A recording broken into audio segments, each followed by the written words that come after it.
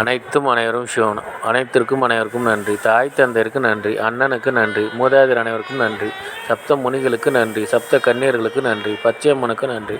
சுப்பிரமணியருக்கு நன்றி. சிவபெருமானுக்கு நன்றி. என்னுடைய ஆன்மீக குரு தலைவர் அவர்களுக்கு நன்றி.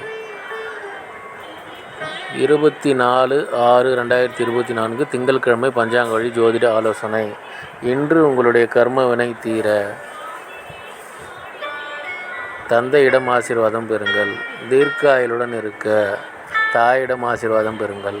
ஆரோக்கியத்துடன் இருக்க தாத்தாவிடம் ஆசி பெறுங்கள். பணம் பெறுக குழந்தைகளுக்கு உதவி செய்யுங்கள்.